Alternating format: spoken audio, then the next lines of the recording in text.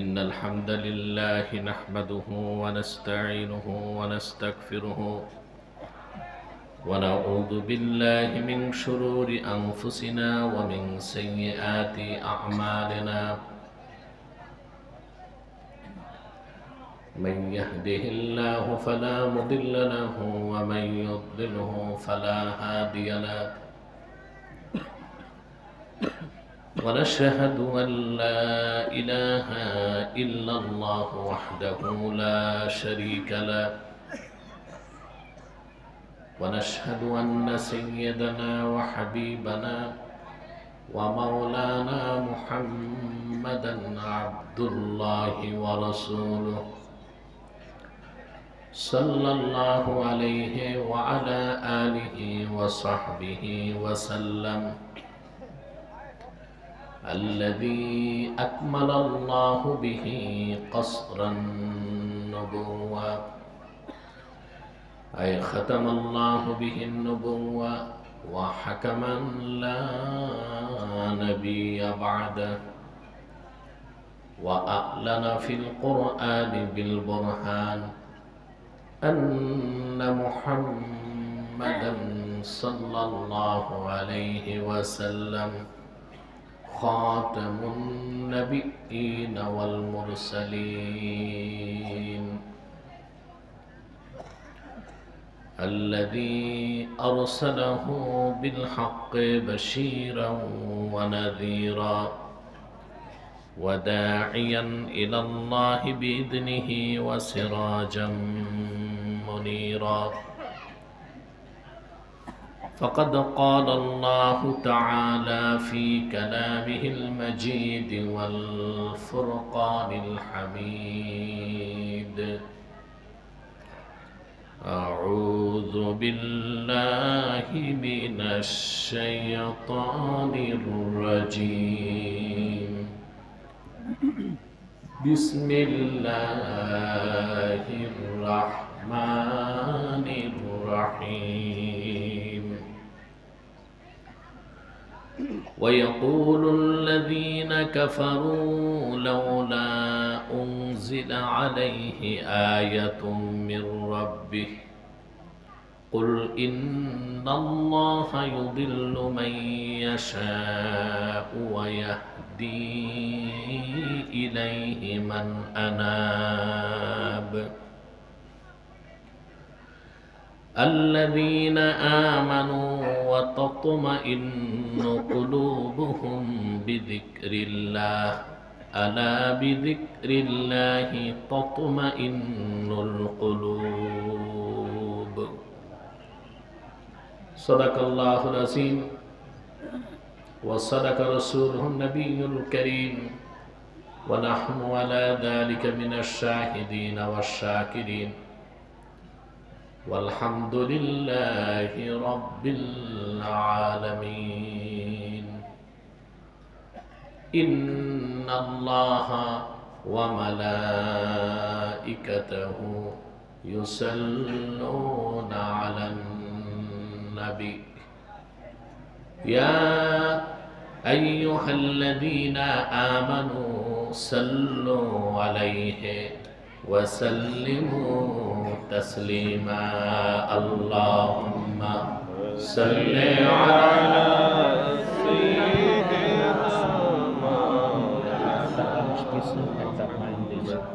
আওয়াজগুলো বন্ধ করো না, যাও না ডানে বামে, টাইম দেখো না।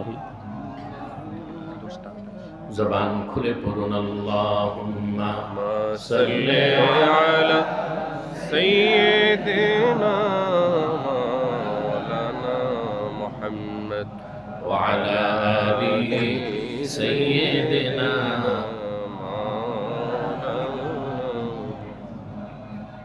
मोहम्मद मुस्तफ़ा नबियों की सरदार है दोनों जहां की सरकार आप खातिमुल अंबिया है सैयदुल अबरार अल्लाहुम्मा सल्ली अला सय्यिदिना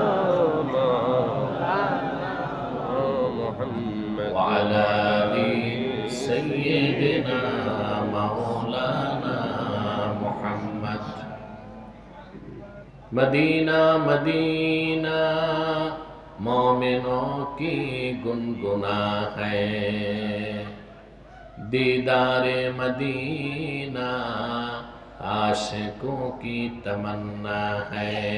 अल्लाहुम्मा सल्ली अला सय्यिदिना मौलाना मुहम्मद व अला आलि सय्यिदिना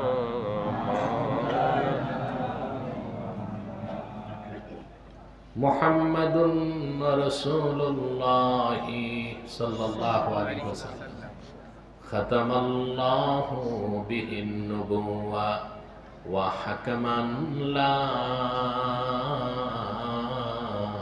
नबिय्य बअदहु बलगल उला बिकमालिही कशफद दुजा बिजमालिही हसनत जमीअ खिसालिही।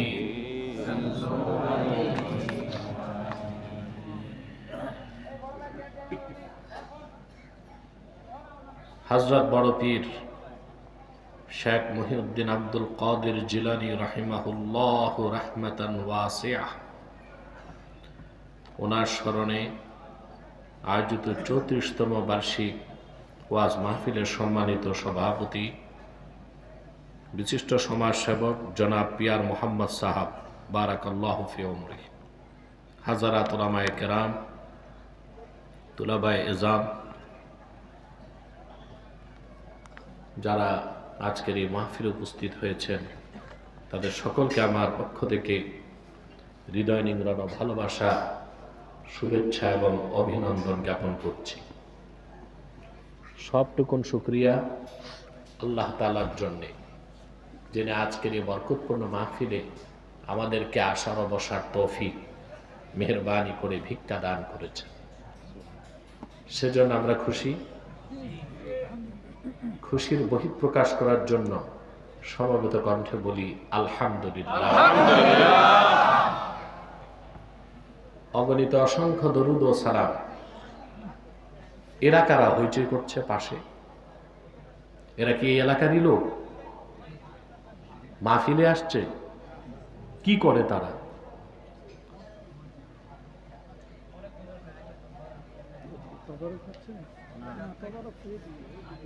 তো ওটা কারা? এখানে মাহফিল হচ্ছে আর এখানে আওয়াজ করে কথা বলে, এই মাত্রার বেয়াদব তো বন্দর আছে আমি জানি না।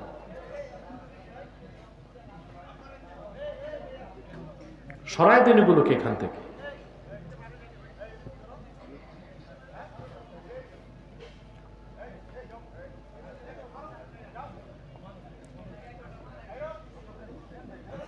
অগণিত অসংখ্য দরুদ ও সালাম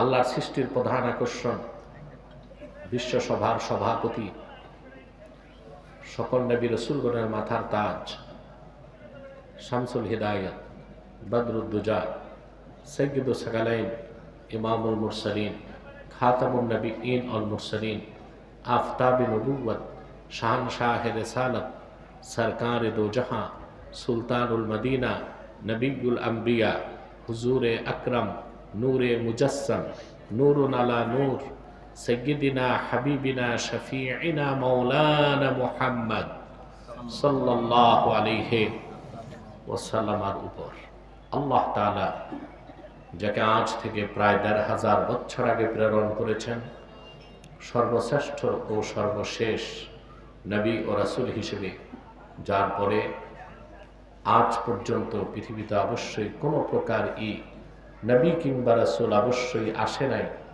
অবশ্যই এখনো নাই, অবশ্যই কিয়ামত পর্যন্ত আসবে না। সম্মানিত সুধী, আমরা যারা মাহফিলে এসেছি আল্লাহর ওলির স্মরণে মাহফিল, ঠিক না?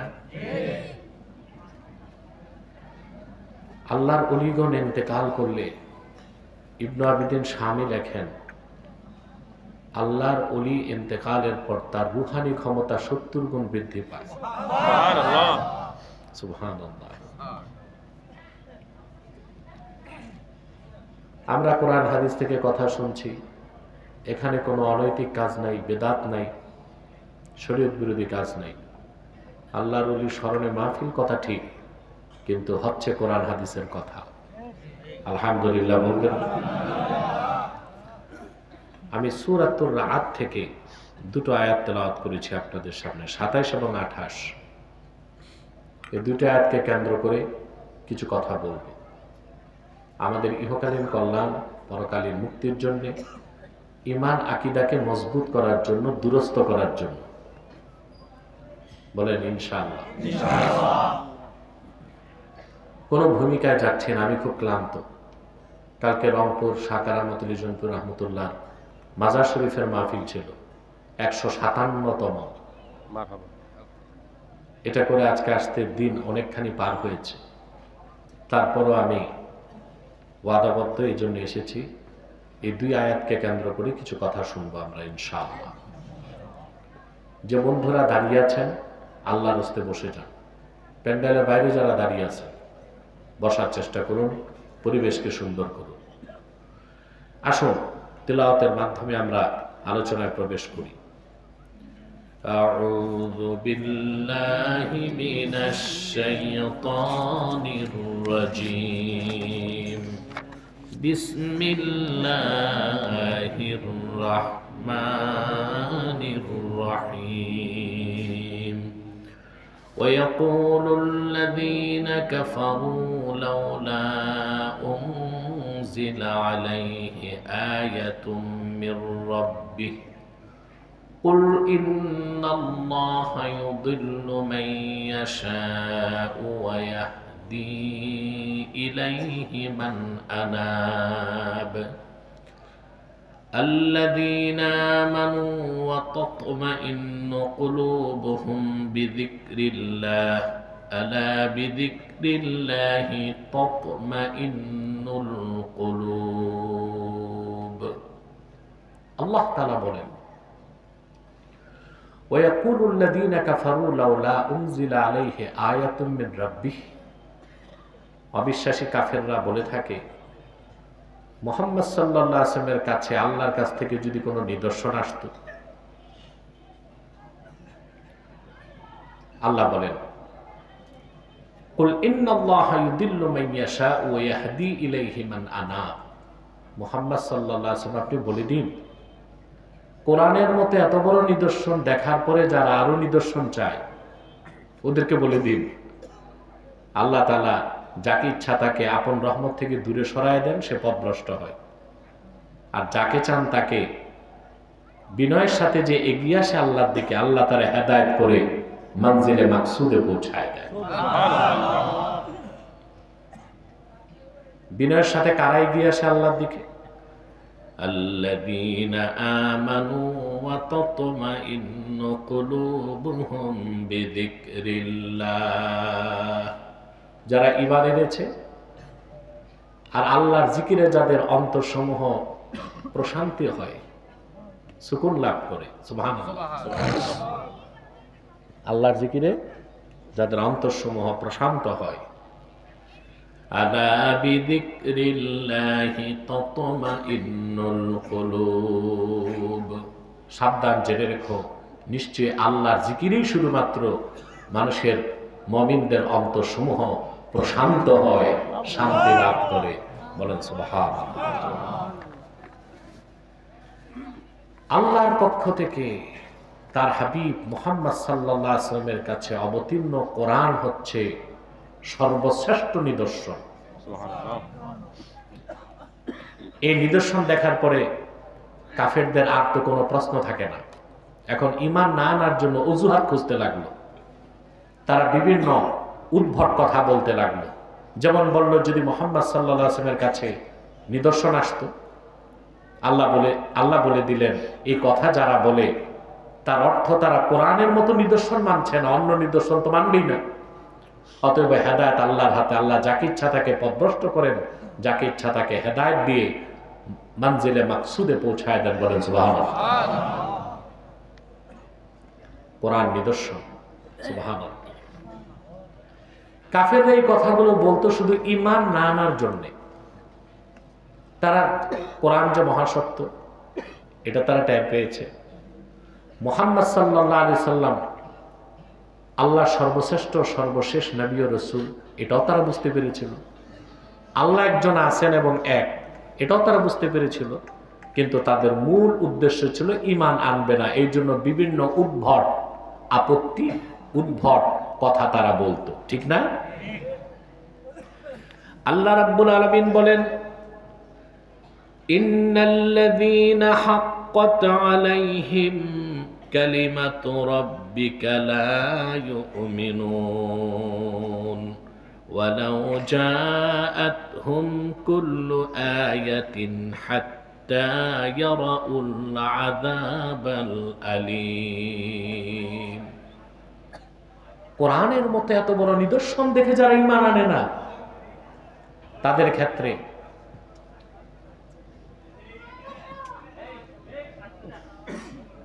ক্ষেত্রে আপনার রবের সিদ্ধান্ত পাকাপোক্ত হয়ে গেছে যে তারা কোনো নিদর্শন দেখলো ঈমান আনবে না। ওরা যত নিদর্শন দেখতে চায়, সব নিদর্শন যদি আসেও, তারপরও এমনকি তারা যদি আযাবুল আলীম দেখতে পায়, তারপরও তারা ঈমান আনবে না। কারণ আসলে হেদায়েত কার হাতে? নিদর্শন দেখলেই তারা ঈমান আনবে, বিষয়টি একটি অজুহাত ছাড়া আর কিছু নয়। আল্লাহ রাব্বুল আলামিন আরো বলেন, ওয়ালাউ আন্নানা নাযালনা ইলাইহিমুল মালাইকাতা ওয়া কাল্লামাহুমুল মাউতা ওয়া হাশারনা আলাইহিম কুল্লা শাইইন কুবুলাম মা কানু লিয়ুমিনু ইল্লা আইয়াশা আল্লাহু ওয়ালাকিন্না আকসারাহুম ইয়াজহালুন।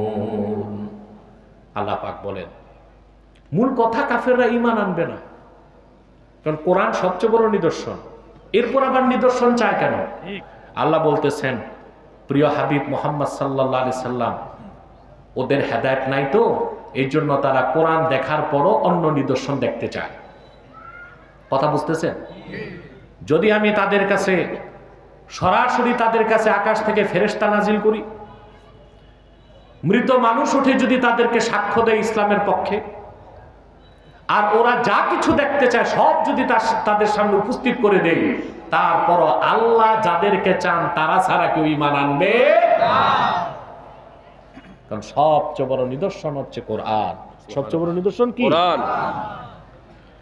কাফেরেরা ঈমান না আনার জন্য একের পর এক উদ্ভট কথা বলতে লাগলো।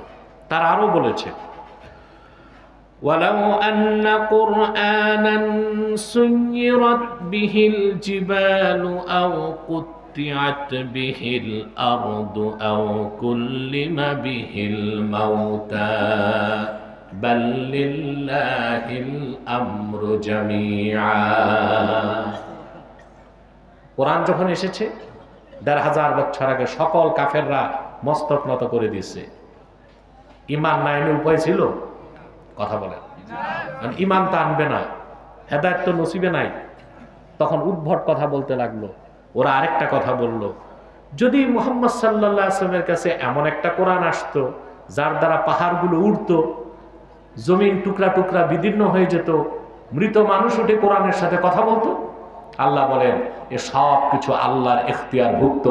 কাফেররা যা বলবেই তা করে দিতে হবে, এমন কোনো কথা নাই। সুবহানাল্লাহ।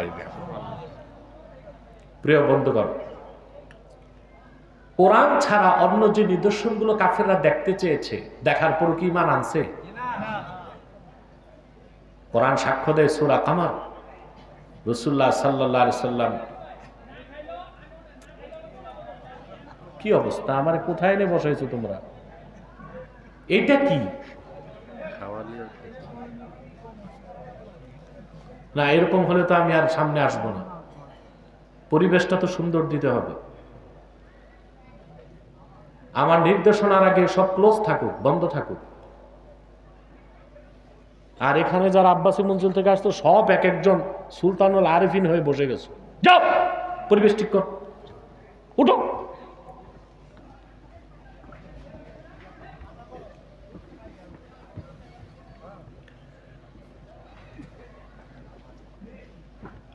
প্রিয় বন্ধুগণ, সূরা কামার সাক্ষ্য দেয় রাসূলুল্লাহ সাল্লাল্লাহু আলাইহি সাল্লাম মক্কাতুল মুকাররমায় আবু কুবাইস পাহাড়ের সামনে দাঁড়ানো। এই পাহাড়টা কাবাগরের সাথে, দেখছেন না হজ করছেন যারা, আবু কুবাইস পৃথিবীর প্রথম পাহাড় এইটা। হাদিস শরীফে এসেছে আউয়ালু জাবালিন খালাকাহুল্লাহু ফিল আরদি আবা কুবাইস, প্রথম পাহাড় পৃথিবীতে আল্লাহ সৃষ্টি করছেন আবু কুবাইস। সুবহানাল্লাহ। এটাকে বলা হয় উম্মুল জিবাল, সব পাহাড়ের মা। সুবহানাল্লাহ। রাসূলুল্লাহ সাল্লাল্লাহু আলাইহি সাল্লাম এই পাহাড়ের সামনে দাঁড়িয়ে আছেন। আবু জেহেল তার সাঙ্গাপাঙ্গ নিয়ে আসছে। এসে রাসূলুল্লাহকে বলতে লাগলো, আপনি যত মুজিজা নিদর্শন দেখিয়েছেন সত্য জমিনে, আপনি কি পারবেন আল্লাহর আকাশের পূর্ণিমার চাঁদটা 2 টুকরা করতে? কোরআন সাক্ষ্য দেয় আল্লাহর হুকুমে আল্লাহর হাবিব শাহাদাত আঙ্গুলে ইশারা করলেন, পূর্ণিমার চাঁদ 2 টুকরা হয়ে আবু কুবাইস পাহাড়ের 2 পাশে সরে গেল। বলেন সুবহানাল্লাহ। রাসূলুল্লাহর সেই মুজিজার কথাটি কিয়ামত পর্যন্ত অম্লান করে দেবার জন্য আল্লাহ বলেন ইকতারাবাতিস সাআতু ওয়ানশাক্কাল কমর ওয়া ইয়ারাউ আয়াতান ইউরিদু ওয়া ইয়াকুলু সিহরুম মুস্তামির। কিয়ামত নিকটবর্তী হলো আর মুহাম্মদ সাল্লাল্লাহু আলাইহি ওয়াসাল্লামের আঙ্গুলের হেলনে চাঁদ 2 টুকরা হয়ে গেল। সুবহানাল্লাহ। আরে মহিলার কণ্ঠে না, পুরুষের কণ্ঠে বলেন সুবহানাল্লাহ। রাসূলুল্লাহ মক্কায় দাঁড়িয়ে ইশারা করলেন, লক্ষ লক্ষ মাইল দূরে চাঁদ 2 টুকরা হয়ে গেছে। তারপর কি আবু জাহেল ঈমান আনছে? ঈমান কারণ হেদায়েত কার হাতে? আল্লামা আনোয়ার কাশ্মীরি বুখারী শরীফের শরহ ফায়জুল বারীতে লেখেন, রাসূলুল্লাহ সাল্লাল্লাহু আলাইহি ওয়াসাল্লাম যখন চাঁদকে 2 টুকরা করেছেন, قد شاهده رجل من الهند اسمه ভোলরাজ। আরব থেকে হাজার হাজার মাইল দূরে বর্তমান ভারতে এক রাজা ছিল, তার নাম ছিল ভোলরাজ, হিন্দু। সে নিজ চোখে চাঁদ 2 টুকরা হওয়ার ঘটনা দেখেছে। সুবহানাল্লাহ। অবাক হয়ে গেছে সে, এমন অত্যাশ্চর্য ঘটনা। সকালবেলা সে তার ধর্মের পণ্ডিতদেরকে ডাকল, পণ্ডিতেরা সব আসলো।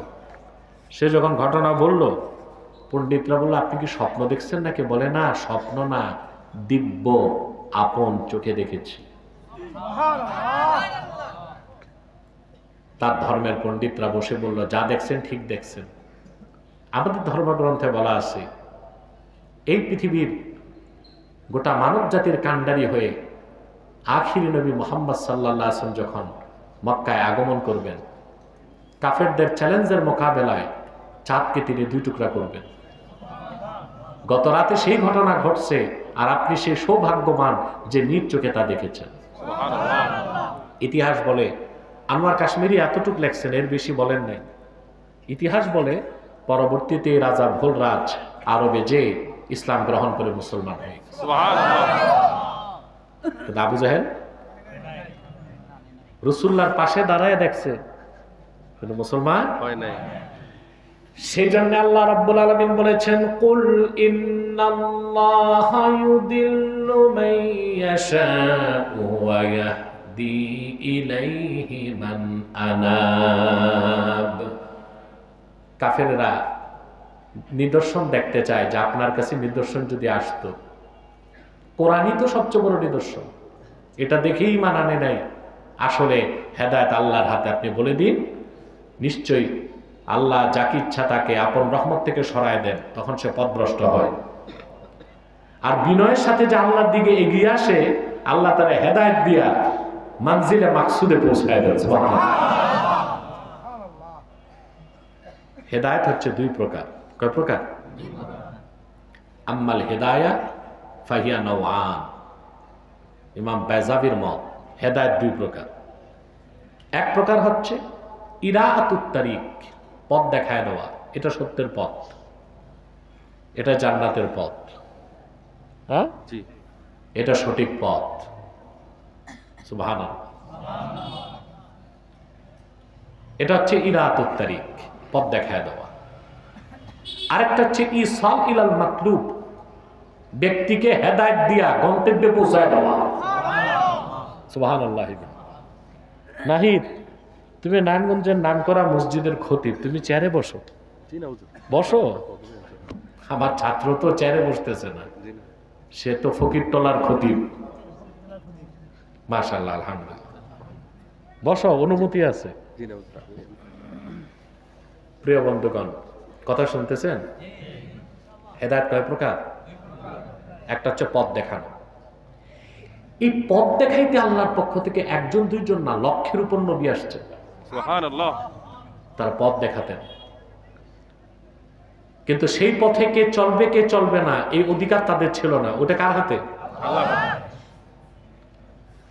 মানব জাতিকে হেদায়েতের চূড়ান্ত পথ দেখাবার জন্য আসলেন আখিরি নবী নূর নবীজি মুহাম্মদ মুস্তাফা সাল্লাল্লাহু আলাইহি ওয়াসাল্লাম। ১৫০০ বছর আগে তিনি মহাসত্যের পথ দেখায় গেলেন, রেখে গেলেন ৩০ পারা কোরআন।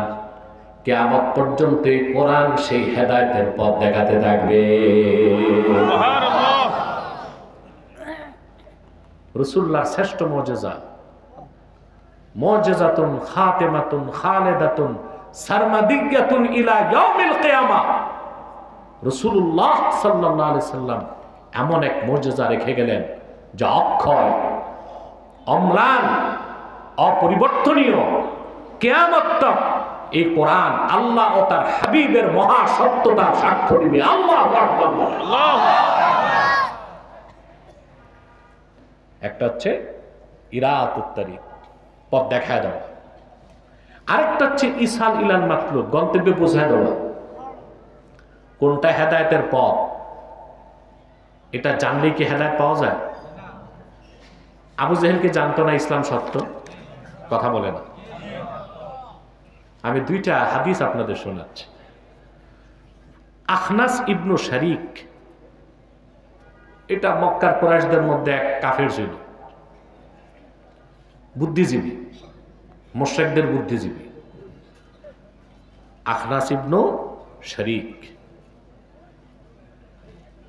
সে একদিন আবু জেহেলকে পেয়ে চুপচাপ, আর কেউ নাই, বলতেছে ফাইন্নাহু লাইসা হাহুনা গায়রি ওয়া গায়রুক ইয়াসমাউ কালামানা। আবু জেহেল, তুমি আর আমি ছাড়া এখানে কেউ নাই, আমাদের কথা কেউ শুনবে এমন কেউ নাই, কিন্তু আল্লাহ তো শুনেন সব। জিটা ঠিক মতো হইল না। জি। আমি একটা কথা তোমাকে জিজ্ঞেস করি,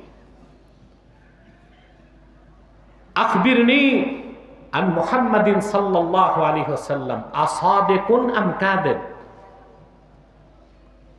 মুহাম্মদ সাল্লাল্লাহু আলাইহি ওয়াসাল্লামের ব্যাপারে আমাকে একটু বলো তো, তিনি কি মহাসত্যের ধারক নাকি না? তোমার কি মনে হয়? শুনতেছেন কথা? আবু জেহেল জবাব দিয়েছে, তা আপনি চিন্তা করলে অস্থির হয়ে যাবেন। সারাটা জীবন যে আবু জেহেল রাসূলুল্লাহর বিরোধিতা করেছে, বদর যুদ্ধে ইসলামের বিরুদ্ধে নেতৃত্ব দিয়ে নিহত হয়েছে, সে আবু জেহেল বলল, ওয়াইহাকা ওয়াল্লাহি ইন্না মুহাম্মাদান সাল্লাল্লাহু আলাইহি ওয়াসাল্লাম লা সাদিকুন ওয়া মা কাযাবা মুহাম্মাদুন সাল্লাল্লাহু আলাইহি ওয়াসাল্লাম কাত্তু। কাবার মালিক আল্লাহর কসম করে বলি, শুনে রাখ, নিশ্চয় মুহাম্মদ সাল্লাল্লাহু আলাইহি সাল্লাম মহা সত্য নবী, তাতে কোনো সন্দেহ নাই। সুবহানাল্লাহ। আর কোনদিন মুহাম্মদ সাল্লাল্লাহু আলাইহি সাল্লাম একটা মিথ্যা কথাও বলেন না। সাক্ষ্য কার? আল্লাহ নিকৃষ্ট বান্দা আবু জেহেলের। কিন্তু সে আবু জেহেল মুসলমান হয়েছে? কারণ হেদায়েত দুই প্রকার। একটা হচ্ছে হেদায়েতের পথ চিনতে পারলেই হেদায়েত পাবে তা না, হেদায়েতের পথ চিনতে পারা এক বিষয়, আর হেদায়েতের পথে উঠতে পারা ওটা কার হাতে? বুখারী শরীফ কিতাবুল মাগাজিতে একটা হাদিস এসছে, হাদিসটি 3950 নাম্বার। হযরত সাদ বিন মুআজ রাদিয়াল্লাহু তাআলা তিনি আনসারী ছিলেন, মদিনা মুনাওয়ারাতে থাকতেন। তো হিজরতের আগে সাদ বিন মুআজ যখন মক্কায় আসতেন, আবু সাফওয়ান, উমাইয়া ইবনে খালাফ নাম শুনছেন? কুরাইশদের মধ্যে 7টা কাফের ছিল, নেতৃত্ব দিত। আবু জাহেল, উতবা, সাইবা, মুগীরা, আবুল বুখতারি, আবু সুফিয়ান আর হচ্ছে উমাইয়া ইবনে খালাফ। উমাইয়া ইবনে, শুধু আবু সুফিয়ান মুসলমান হয়েছিল, আর একটা মুসলমান হইতে পারে না। আমি আস্তে আস্তে কথা বলতেছি, বুঝতেছেন তো? প্রিয় বন্ধুগণ, এই উমাইয়া ইবনে খালাফ ছিল সেই নিকৃষ্ট কাফের যে হযরত বেলালকে শুধু ঈমান আনার কারণে অত্যাচার করছে। নাউযুবিল্লাহ। তার উপাধি ছিল আবু সাফওয়ান। কি? আবু সাফওয়ান। হযরত সাদ বিন মুআজ যখন মদিনা মুনাওয়ারা থেকে মক্কা মুকাররমা আসতেন, উমাইয়া ইবনে খালাফের বাড়িতে উঠতেন। আর উমাইয়া ইবনে খালাফ যখন মক্কা থেকে মদিনা মুনাওয়ারা যেত, সাদের বাড়িতে উঠত। তাদের মধ্যে বন্ধুত্ব ছিল।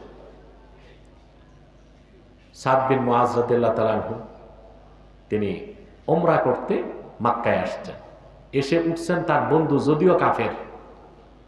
কথা বুঝেন না? কারণ তখনও কাফেরের সাথে বন্ধুত্ব করা যাবে না, এই আয়াত নাজিল হয় না। এই আয়াত নাজিল হয়েছে হিজরতের হুকুমের পরে। কখন? ইয়া আইয়ুহাল্লাযীনা আমানু লা তাত্তাখিযু আবাআকুম ওয়া ইখওয়ানাকুম আউলিয়া ইন ইসতাহাব্বুল কুফরা আলাল ঈমান। এই আয়াত নাজিল হয়েছে হিজরতের পরে। আল্লাহ বলছেন, হে মুমিনগণ, তোমরা তোমাদের পিতাদেরকে, ভাইদেরকে বন্ধু বানায়ো না যদি তারা ঈমানের উপর কুফরকে পছন্দ করে। অর্থাৎ তারা যদি কাফের হয়, হোক তোমার বাপ হোক তোমার ভাই, কোনো সম্পর্ক থাকতে পারে না। এই আয়াতের উপর আমাদের আমল আছে? নাই না। আমরা বন্ধু বানানোর সময় দেখি না লোকটা মুমিন কিনা, লোকটা মুমিন কিনা এটা আমরা দেখেন না। বাংলাদেশে অনেক মৌলবী ফরহাদ মজহারের বন্ধু বানাইছে। আর এই নিকৃষ্ট ফরহাদ মজহার হচ্ছে একটা কাফের, নাস্তিক, ইসলামের শত্রু। কখনো সে ইসলামের পক্ষে কথা বলে না, তার কাজই হচ্ছে ইসলামের শত্রুদের পক্ষ নেওয়া। এক ভণ্ড বাউল আল্লাহর শানে বেয়াদবি করছে, শুনছেন? এইরকম বেয়াদবি আমার আত্মহত্যা করতে মন চায়, সহ্য হয় না, কিছু করতে পারি না, এই ব্যথায় আত্মহত্যা করতে মন চায়। যদি আমরা আত্মহত্যা জায়েজ হলে আমি আত্মহত্যা করতাম, কিন্তু আল্লাহ তার রাসূলের শানে বেয়াদবির কথাটা শুনতেও বেয়াদবির কোনো কথা আমার বরদাস্ত হয় না। এই ভণ্ড আবুল সরকার বাউল, এই বাউল নামের ফাউল জাহান্নামের কুত্তাটা ঠিক আমার আল্লাহর সামনে যে বেয়াদবি করেছে, আমি তা মুখে উচ্চারণ করার সাহস রাখি না। আপনারা তার ফাঁসি চান? আমরা তার ফাঁসি চাই। ঠিক। ভণ্ড ফরহাদ মজহার, ও আস্তিক কি নাস্তিক আমি জানি না, তবে ফরহাদ মজহার মুসলমান না, কাফের। সে হুমকি দেয়, আবুল রে গ্রেফতার করা মানে আমাকে গ্রেফতার করা। বেটা ফরহাদ, তুমি কোন চ্যাটের বাল বাংলাদেশে? তোমারে গ্রেফতার করলে কে কি করবে বাংলাদেশে? বাড়াবাড়ি ছেড়ে দাও। ভণ্ড বুদ্ধিজীবী ফরহাদ মজহার, তৌহিদি জনতা তোমাকেও রাজপথে পেলে কোদাল দিয়া দাড়িগুলো চাইছা জুতা পেটা করে বাংলাদেশ থেকে বের করে দিবে তোমাকে।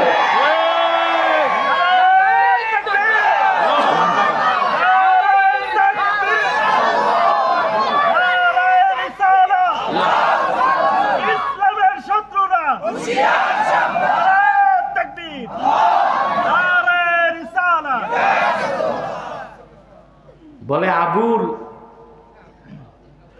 জুলাই আন্দোলনে আমাদের পক্ষে ছিল, জুলাই আন্দোলনের পক্ষে ছিল, তো ছিল তো সমস্যা কি? জুলাই আন্দোলন কি করে সব মুসলমান হয়ে গেছে? আন্দোলন করতে এখন থেকে দেশ বিক্রির ব্যবস্থা হয়েছে।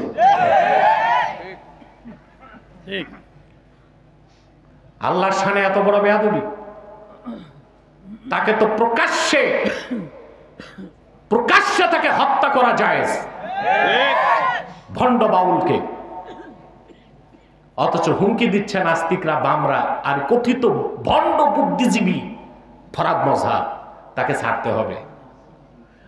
ছাড়া তো যাবেই না, সরকারকে বলছি তাকে গ্রেফতার করেছে, এবার তার সর্বোচ্চ শাস্তি মৃত্যুদণ্ড কার্যকর করতে হবে। এখন আসেন, এই কথিত কিছু ইসলামপন্থী কিছু মৌলবী, মোটা মাথার মৌলবী আছে কিছু, জোর সব গলায় আর তলায়, মাথায় কোনো জোর নাই, এরকম মৌলবী আছে যে চিনেন বাংলাদেশে। এইসব মৌলবী আর কথিত ইসলামপন্থীরাই ফরহাদ মজহারকে মাথায় তুলছে। আজকে ফরহাদকে ধরো না কেন? আমরা আমাদের চরিত্রকে ঠিক রেখেছি, আমরা শাহরিয়ার কবিরের মতো নাস্তিক কাফেরকে পরাস্ত করেছি, ভারতের দালাল হিসেবে তাকে বয়কট করতে বলেছি, জাতিটা শুনেছে। কিন্তু তোমরা ফরহাদের বিরুদ্ধে কথা বলো না মৌলবীরা, কেন জানি? ফরহাদ হচ্ছে আমেরিকার CIA এজেন্ট। তোমরা তো তোমাদের আব্বাকে খেপাইবা না জানি, তো ক্ষমতায় যাবা কেমনে? এই দুই চারটা মৌলবীর দুশ্চরিত্র, ক্ষমতা লিপ্সা, পয়সা লিপ্সাই এই দেশে ইসলামী আন্দোলনকে সফল হইতে দেয় না। সম্মানিত শুধু বুদ্ধিজীবী, ভালো ইমানদার বুদ্ধিজীবীকে আমরা পৃষ্ঠপোষকতা করি, ঠিক না? ইসলামের শত্রু যারা, তাদেরকে আমরা ঘৃণা করি। বলে আবুল তো জুলাই আন্দোলনের পক্ষে ছিল, তো কি হয়েছে? জুলাই আন্দোলনের পরে যদি বাংলাদেশে ইসলামের স্বার্থ অক্ষুণ্ণ না থাকে, মুসলমানের অনুভূতিতে আঘাত আসে, এই বিপ্লবকে মানি না, আরেকটা বিপ্লব হবে প্রয়োজনে বাংলাদেশ ইসলামের পক্ষে। কথাগুলো সহ্য হয় নাই, বলে ফেলেছি, এবং বলেছি যা সজ্ঞানে দায়িত্ব নিয়ে বলেছি। এতে আমার জেল ফাঁস যা হয় হোক, আমার কোনো আপত্তি নাই। কাফেরদের বুদ্ধিজীবী ছিল 60টা, কুরাইশ কাফেরদের কয়টা বুদ্ধিজীবী? এর মধ্যে একটা ছিল উমাইয়া ইবনে খালাফ। উমাইয়া ইবনে খালাফ হযরত বেলালকে সেই নির্যাতন করছে। এই উমাইয়া ইবনে খালাফ, তার সাথে বন্ধুত্ব ছিল সাদ বিন মুআজের। আমি যা বলছি ইতিহাস না হাদিস, মনে রাখতে হবে। তো ঘটনাটা হিজরতের আগের, এই জন্য হযরত সাদ কাফের হলেও উমাইয়া ইবনে খালাফের সাথে বন্ধুত্ব রেখেছিলেন। কথা বুঝতেছেন বাবা? সাদ বিন মুআজ আসছেন মদিনা মুনাওয়ারা থেকে মক্কা মুকাররমায় উমরা করতে হিজরতের আগে। বারবার বলতেছি যেন আপনি সঠিক জ্ঞানটা অর্জন করতে পারেন। সাদ বিন মুআজ তার বন্ধু উমাইয়া ইবনে খালাফকে বলল, উনজুর লি সাআতা খালওয়াতিন লাআল্লি আন আতুফাল কাবা। ভাই, দোস্ত, সাদ বিন মুআজ বলতেছে উমাইয়া ইবনে খালাফকে, আমার জন্য একটা নিরিবিলি সময় দেখো, যখন চুপচাপ যে আমি উমরা করে কাবাঘর তওয়াফ করে চলে আসবো, যেন আবু জেহেল না দেখে, কাফেররা না দেখে। ঠিক দুপুর বেলা উমাইয়া ইবনে খালাফ বলছে, এখন চলো, এখন আবু জেহেল বা কাফেররা সব ঘরে। যে বের হয়ে তওয়াফ শুরু করবে, দেখে শয়তান আবু জেহেল দাঁড়ায় আছে। আবু জেহেল হযরত সাদ বিন মুআজকে দেখেই ওর মাথায় রক্ত উঠে গেছে। উমাইয়া ইবনে খালাফকে বলছেন, মান হাদা মাক, তোমার সাথে এই লোককে? বলে আমার বন্ধু সাদ বিন মুআজ, বিশিষ্ট সাহাবী আল্লাহ রসুলের। তিনি আসছেন কাবাঘর তওয়াফ করতে। বলে তার সাহস তো কম না। মুসলমান, হিজরত করে সবাই মুসলমান, মদিনা মুনাওয়ারার অধিবাসীগণ সিদ্ধান্ত নিয়েছে ইসলামকে সাহায্য করবে, আর সে এসেছে মক্কাতে এখন তোয়াফ করতে।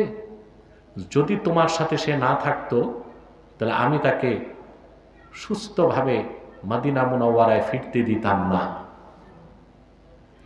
ঈমান কি জিনিস সাদ বিন মুআজ ভয় পেলেন না। মক্কায় তিনি একা, উচ্চ কণ্ঠে বললেন, আবু জেহেল, তা আমিও দেখে নিতাম মদিনা মুনাওয়ারার পথ হয়ে কিভাবে ব্যবসা করতে শাম দেশে যাও।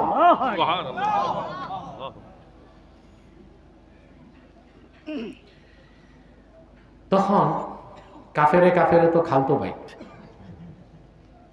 কুরাইশদের নেতাকে সাদ বিন মুআজ ধমক দিছে, এটা উমাইয়া ইবনে খালাবের ভালো লাগে নাই। সে বলল, লা তারফা সাওতাকা আলা সাইয়্যিদি আহলিল ওয়াদি, এই মক্কা উপত্যকার নেতার সাথে তুমি জোরে কথা বলো না। তখন হযরত সাদ বললেন, উমাইয়া ইবনে খালাব, তোমার নিজের খবর জানো? বলে, আমার কি খবর? বলে, আমি নিজ কানে শুনেছি আল্লাহর হাবিব বলেছেন তোমাকে হত্যা করা হবে। তাৎক্ষণিক সে বলল, আমাকে হত্যা করা হবে? রাসূলুল্লাহ বলেছেন। কোথায় হত্যা করা হবে, মক্কায় না মক্কার বাইরে? বলে, এইটা রাসূলুল্লাহ বলেন নাই। বুখারী শরীফের হাদিস সাক্ষ্য দেয়, সাদ বিন মুআজের কথাটা শুনে উমাইয়া ইবনে খালাফ বন্দুকও ছাড়লো, নেতারও ছাড়লো, এক দৌড়ে দৌড়ায় বাড়িতে এসে বলল, ইয়া উম্মা সাফওয়ান। বউরে ডাক দিছে, তার উপাধি ছিল আবু সাফওয়ান, বউকে বলা হয়তো উম্মু সাফওয়ান। জলদি আসো। বউ এসে কই, হইছে কি? বলে, আমার যে বন্ধুটা ইয়াসরাব মানে মদিনা মুনাওয়ারা থেকে এসেছে, সে বলেছে মুহাম্মদ সাল্লাল্লাহু আলাইহি সাল্লাম তাদেরকে বলেছেন আমাকে হত্যা করা হবে। তো একই প্রশ্ন বউ করছে, তোমাকে হত্যা করা হবে রাসূলুল্লাহ বলেছেন, কোথায়, মক্কায় না বাইরে? বলে, এটা তো আমার বন্ধু বলেনি, কারণ রাসূলুল্লাহ তাকে বলেন নাই।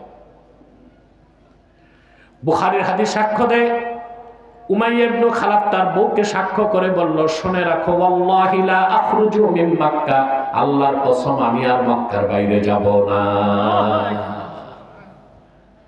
রাসূলুল্লাহর উপর ঈমান আনে নাই, কিন্তু রাসূলুল্লাহর কথা বিশ্বাস করছে কিনা?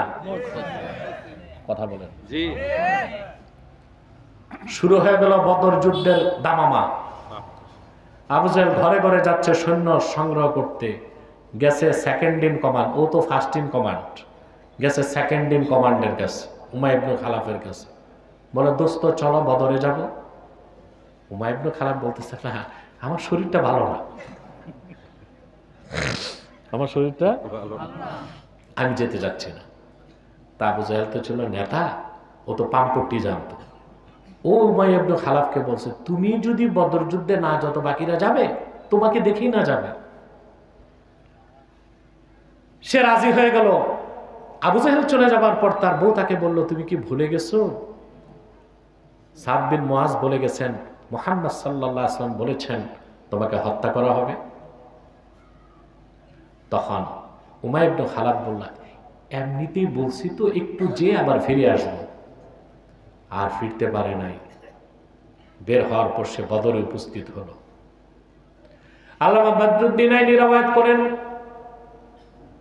ফাকাদ্দারাল্লাহু কাতলাহু বিয়াদি বিলাল মুআজ্জিন রাসূলিল্লাহ সাল্লাল্লাহু আলাইহি ওয়াসাল্লাম। যে বেলালকে বছরের পর বছর উমাইয়া ইবনে খালাফ নির্যাতন করেছে, বদর ময়দানে আল্লাহর হাবিবের মুয়াজ্জিন সে বেলালের হাতে আল্লাহ পাক উমাইয়া ইবনে খালাফের মৃত্যুকে নির্ধারণ করে দিয়েছেন। হযরত বেলাল নিজ হাতে তাকে হত্যা করেছেন। সুবহানাল্লাহ বলেন। আমি কি বুঝাতে চাইলাম, উমাইয়া ইবনে আবু জেহেলের কথা শুনছেন না আগে? সে কি বলছে? কাবার মালিক আল্লাহর কসম মুহাম্মদ সাল্লাল্লাহু আলাইহি সাল্লাম মহাসত্যবাদী, কখনো তিনি মিথ্যা বলেন নাই। ঈমান আনছে। তারপরে যে সেকেন্ড নেতা ছিল কুরাইশদের, উমাইয়া ইবনে খালাফ, সেও মনে প্রাণে বিশ্বাস করছে যে আল্লাহর হাবিব বলেছেন তাকে হত্যা করা হবে, তাকে হত্যা হতেই হবে। ঈমান আনছে? কারণ কুল ইন্নাল্লাহা ইউদিল্লু মান ইয়াশাউ ওয়া ইয়াহদি ইলাইহি মান আনাব। মুহাম্মদ সাল্লাল্লাহু আলাইহি ওয়াসাল্লাম আপনি বলুন, নিশ্চয়ই আল্লাহ যাকে ইচ্ছা তাকে রহমত থেকে সরায় দেন, পথভ্রষ্ট হয়ে যায়। আর যে বিনয়ের সাথে আল্লাহর দিকে এগিয়ে আসে আল্লাহ তাকে হেদায়েত করেন। বিনয়ের সাথে কারা এগিয়ে আসে? আল্লাহ বলতেছেন আল্লাযীনা আমানু ওয়া তাতমাইন্নু কুলুবুহুম বিযিকরিল্লাহ আলা বিযিকরিল্লাহি তাতমাইন্নুল কুলুব।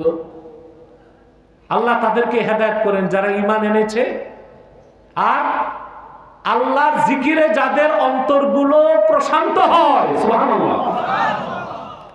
এইখানে দুইটা সূক্ষ্ম বিষয় আছে, বলবো? আপনারা তো সূক্ষ্ম বিষয় বুঝতে চান না, ধৈর্য থাকলে বুঝবেন। একটা কথা, যারা ঈমান এনেছে তাদের আবার হেদায়েতের দরকার কেন? প্রশ্ন আসে না? দেখুন, সবার ঈমানের স্তর সমান না। ঈমান আনার পর অন্তরে যে ইয়াকিন থাকে, এই ইয়াকিনের স্তর সবার সমান না।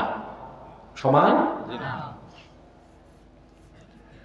ঈমান আনার পর আল্লাহ হেদায়েত করেন, ওইটা হচ্ছে ওই হেদায়েত যে ঈমান আনার পরে আল্লাহ তাআলা হেদায়েতের উপর প্রতিষ্ঠিত রাখেন। আর কোরআন কারীমের নসিহার কারণে ব্যক্তি ঈমানদারের ইয়াকিন বাড়তে বাড়তে চূড়ান্ত স্তরে চলে যায়। সুবহানাল্লাহ, সুবহানাল্লাহ। আল্লাহ কি বলেছেন? আল্লাহর জিকিরে যাদের অন্তরসমূহ প্রশান্ত হয়, আলা বিযিকরিল্লাহি তাতমাইন্নুল কুলুব, নিশ্চয় আল্লাহর জিকিরেই মুমিনদের অন্তরসমূহ কি হয়? প্রশান্ত হয়। সুবহানাল্লাহ। কথা বুঝতেছেন? এখন আসেন, আল্লাহর জিকির বলতে কোন জিকির বোঝানো হয়েছে এটা বুঝতে হবে। এটা না বুঝলে কিন্তু আমরা সফল হইতে। পীর সাহেবরা সকাল সন্ধ্যা জিকির দেয় না? কথা বলে। এই জিকিরটা হচ্ছে নফল। এটা কি নফল? আল্লাহ অনেকগুলো বিষয়কে জিকির বলছেন, আমরা জিকির বুঝি না। সকাল সন্ধ্যার জিকির হচ্ছে নফল। এটা কি নফল? আজান, আজানটাও জিকির। আজান হচ্ছে সুন্নতে মুআক্কাদা। কাবাগর তওয়াফ করাটাও জিকির, হাজীদের জন্য সেটা ফরজ। সাফা মারওয়ায় দৌড়ানোটাও জিকির, হাজীদের জন্য সেটা ওয়াজিব। আবার নামাজ হচ্ছে জিকির কিন্তু ফরজ। নামাজ কি? ফরজ। জিকির, সবচেয়ে বড় জিকির।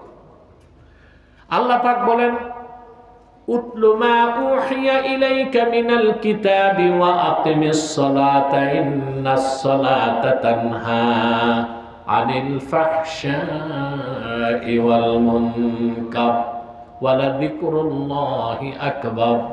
সুবহানাল্লাহ। আল্লাহ বলেছেন আল্লাহর জিকির সবচেয়ে বড়। এখানে জিকির মানে সালাত, অর্থাৎ আল্লাহর কাছে সবচেয়ে বড় জিকির কি? নামাজ। এটা ফরজ, ঠিক না? কোরআন তেলাওয়াতও জিকির, আজানটাও জিকির, তোয়াফ করাও জিকির, সাফা মারওয়ায় দৌড়ানোটাও জিকির, দরুদ শরীফ পড়াও জিকির, কোরআন তেলাওয়াত করাও জিকির। কিন্তু জিকিরের হুকুম ভিন্ন ভিন্ন।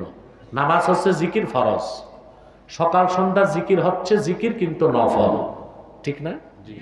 আজান হচ্ছে জিকির কিন্তু সুন্নতে মুআক্কাদা।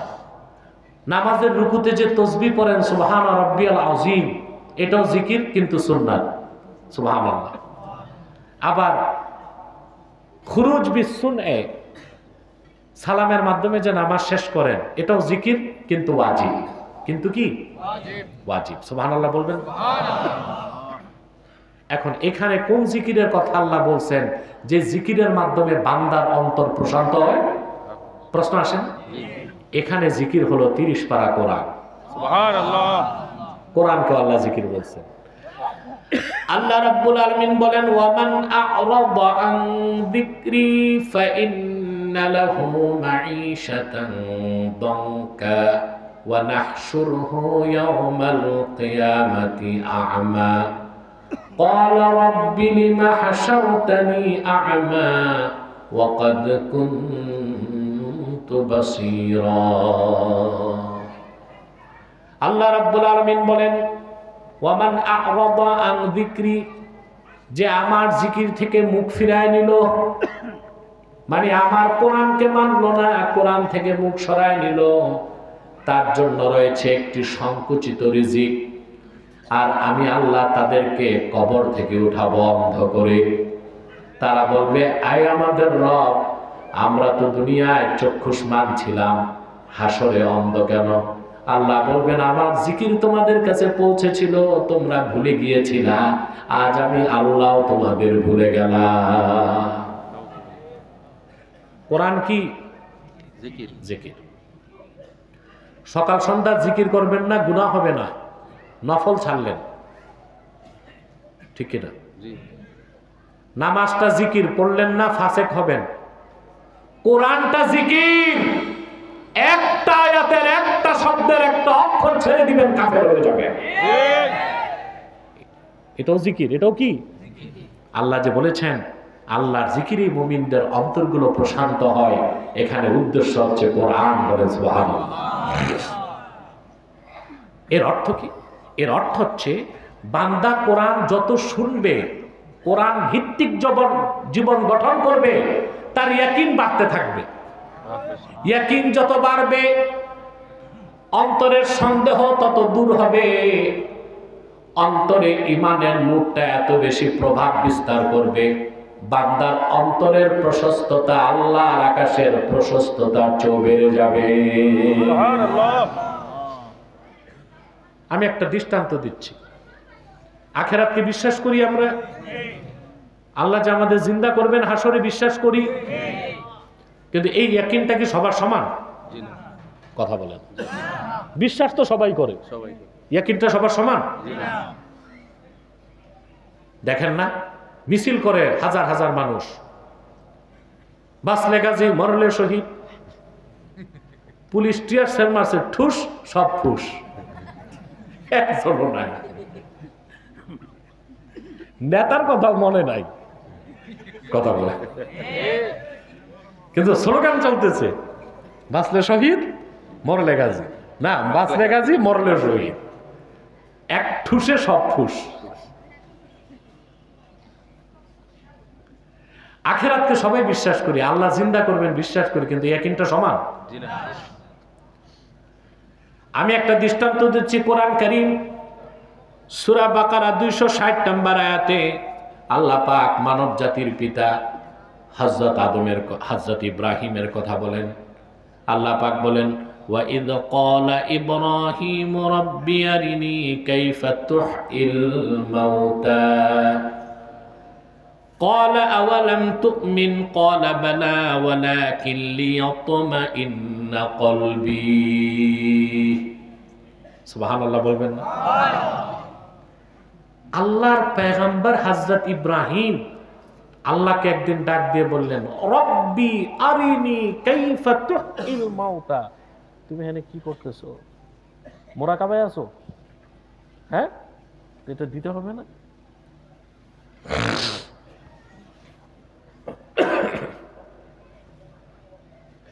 কষ্ট হচ্ছে? বুঝতেছেন কি বুঝাতে চাচ্ছি? আল্লাহ জীবনটা সফল করে দিক। আমিন। ইব্রাহিম আলাইহিস সালাম আল্লাহকে বললেন, রব্বি আরিনি কাইফা তুহইল মাউতা। আল্লাহ, মৃতকে তুমি জিন্দা করো কিভাবে আমারে দেখাও। সুবহানাল্লাহ বলবেন। আল্লাহ সঙ্গে সঙ্গে প্রশ্ন করছেন, আওয়ালাম তুমিন, আমি যে মৃতকে জিন্দা করতে পারি তুমি কি বিশ্বাস করো না? হযরত ইব্রাহিম বললেন, ক্বালা বালা ওয়ালাকিন লিয়াতমাইন্না কলবি আইলিয়াজদাদা ইয়াকিনি। আল্লাহ, বিশ্বাস করি, তবে তুমি যদি চোখে দেখায় দিতা মৃতকে জিন্দা করে, আমার অন্তরে আর কোনো সন্দেহের সুযোগ থাকতো না, ইয়াকিনটা বেড়ে যেত। আল্লাহ বললেন ক্বালা ফাখুয আরবাআতাম মিনাত তায়রি ফাসুরহুন্না ইলাক সুম্মা ইজআল আলা কুল্লি জাবালিন মিনহুন্না জুযআন সুম্মা আদউহুন্না ইয়াতিনাকা সা'য়া। সুবহানাল্লাহ। আল্লাহ বলছেন চারটা পাখি নাও, ফাসুরহুন্না পোষ মানাও। কি করো? চারটা পাখি নাও, পোষ মানাও। তারপর এগুলোকে কেটে টুকরা টুকরা করে পাহাড়গুলোতে ছড়ায় দাও। তারপর তুমি ডাক দাও, ডাকলে এই পাখিগুলো জিন্দা হয়ে আমার হুকুমে তোমার হাতে চলে আসবে। হযরত ইব্রাহিম করলেন, তিনি দেখতে পেলেন আল্লাহ তাআলা জিন্দা করে দিয়েছেন। আমার পেয়ারা ভাইরা, পয়গম্বর ইব্রাহিম ইয়াকিনকে বৃদ্ধি করার জন্য, হাক্কুল ইয়াকিনের জন্য তিনি আল্লাহর কাছে মৃতকে কিভাবে আল্লাহ জিন্দা করেন দেখতে চেয়েছেন। কিন্তু উম্মতে মুহাম্মাদীর জন্য আল্লাহ ১৫০০ বছর আগে তার হাবিবের কাছে কোরআন পাঠিয়েছেন। এই কোরআন যারা পড়বে, হযরত ইব্রাহিম চোখে দেখে তার যে ইয়াকিন হয়েছে, উম্মতে মুহাম্মাদী কোরআন পড়লে সেই ইয়াকিন হয়ে যাবে। এজন্য আল্লাহ বলেছেন কোরআনকে আলা বিযিকরিল্লাহি তাতমাইন্নুল কুলুব, সাবধান, আল্লাহর জিকিরে মুমিনদের অন্তরসমূহ প্রশান্ত হয়। বলেন সুবহানাল্লাহ। মৃতকে আল্লাহ জিন্দা করতে পারেন, এই কোরআনে আছে না নিদর্শন? কথা বলেন।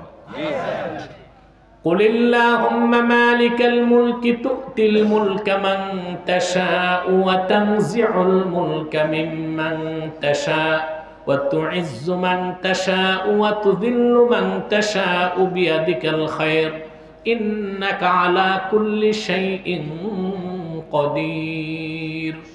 বলছেন না, তুলিজুল লাইলা ফিন নাহারি ওয়া তুলিজুন নাহারা ফিল লাইল ওয়া তুখরিজুল হাইয়্যা মিনাল মাইয়্যিতি ওয়া তুখরিজুল মাইয়্যিতা মিনাল হাইয়্য।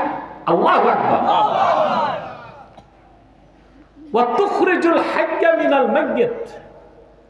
আল্লাহ তুমি মৃত থেকে জিন্দাকে বের করো।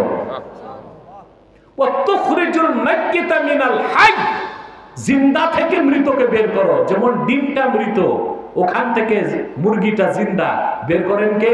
আল্লাহ। মুরগিটা জিন্দা, ওখান থেকে মৃত ডিমটাকে বের করেন। এখন আর চোখে দেখার দরকার আছে? ইব্রাহিম আলাইহিস সালাম তার ইয়াকিনকে বৃদ্ধি করার জন্য চোখে দেখতে চাইছেন। চোখে দেখার কারণে তার ইয়াকিনটা হয়ে গেছিল হাক্কুল ইয়াকিন। আর মুহাম্মদ সাল্লাল্লাহু আলাইহি ওয়াসাল্লামের উপর অবতীর্ণ কোরআনকে যারা বিশ্বাস করবে, উম্মতে মুহাম্মাদি মুসলমান, এই কোরআন পড়লেই ঈমানের প্রতিটি বিষয় তাদের কাছে না দেখে হাক্কুল ইয়াকিন হয়ে যাবে। সুবহানাল্লাহ। এটাই হচ্ছে এই আয়াতের উদ্দেশ্য। আলা বিযিকরিল্লাহি তাতমাইন্নুল কুলুব। সাবধান, জেনে রেখো আল্লাহর জিকিরে মুমিনদের অন্তরসমূহ প্রশান্ত হয়। বলেন সুবহানাল্লাহ। এই পৃথিবীতে যদি বলা হয় সবচেয়ে অশান্ত কোন জিনিস, কলব। কি? বদরুদ্দীন আইনি উমদাতুল কারিতে লেখেন, সুম্মিয়াল কলবু কলবান লিতাকাল্লুবিহি। মানুষের অন্তরটা এক জায়গায় থাকে না, ঘোরাঘুরি করে, এই জন্য এটার নাম হচ্ছে কলব। নাম কি? কলব। উচ্চারণ ঠিক করতে হবে। অনেক মৌলবী দেখি উচ্চারণ পারে না, বলে কালব। কালব মানে কুত্তা। উচ্চারণটা কি হবে? কলব। কলব। উচ্চারণ ঠিক করতে হবে। ভুল ভাল আমল করলে কোনো লাভ নাই। ঠিক। যা আমল করবেন কম করবেন, এতেই কামিয়াব হয়ে যাবেন। সুবহানাল্লাহ বলবেন। সময় কত? আপনাদের ধৈর্য রেখে আমিও একটু একটু বাড়তেছি। কি বলেন? মনোযোগ আছে? শুনতেছেন? প্রিয় বন্ধুগণ, তো এই যে কলব, এটা প্রশান্ত হয় আল্লাহর জিকিরে, ঠিক না? আল্লাহর জিকির হচ্ছে কোরআন। এখন এখানে একটা বিষয় আছে, আল্লাহর কোরআনকে গ্রহণ করার জন্য কলবকে পবিত্র করতে হবে। মাঠ যদি প্রস্তুত না করেন ফসল ভালো আসবে? আসবে? এখন আসেন, কথাটা সহজে বুঝে যাবেন। যারা ইমানদার তাদের আবার হেদায়েতের প্রশ্ন আসে কেন? ইমান আনার মাধ্যমে অন্তর পবিত্র হয়ে যায়, প্রস্তুত হয়ে যায়। তারপর যত বেশি কোরআনের সাথে সোহবত হয় তত বেশি ইয়াকিন বাড়তে থাকে। কল ঠিক, সব ঠিক। মানুষের দেহের মূল কি? কল, অন্তর। বাম বুকের 2 আঙ্গুল নিচে এটার অবস্থান, ঠিক না? 2023 সাল পর্যন্ত সারা দুনিয়ার মেডিকেল সায়েন্স বলতো the vital organ of human body is brain. মানুষের দেহের সবচেয়ে প্রয়োজনীয় অঙ্গ হচ্ছে মাথা, ব্রেন।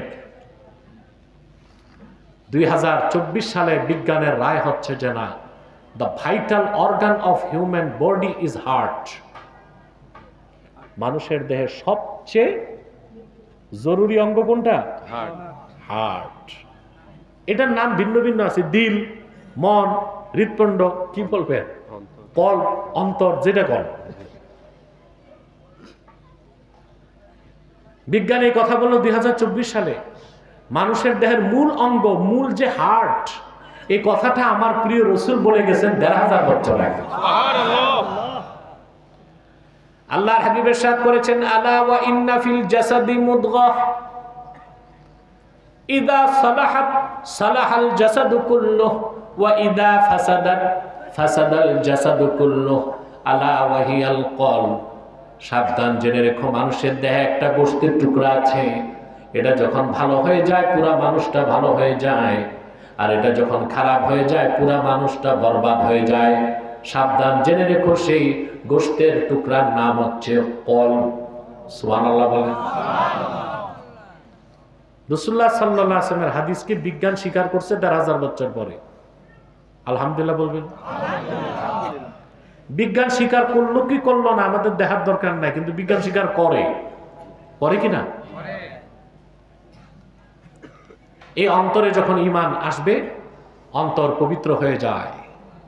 ইয়াকিন যত বাড়ে নূর বাড়তে থাকে, নূর যত বাড়তে থাকে মনের সংকীর্ণতা তত কমতে থাকে, প্রশস্ততা বাড়তে থাকে।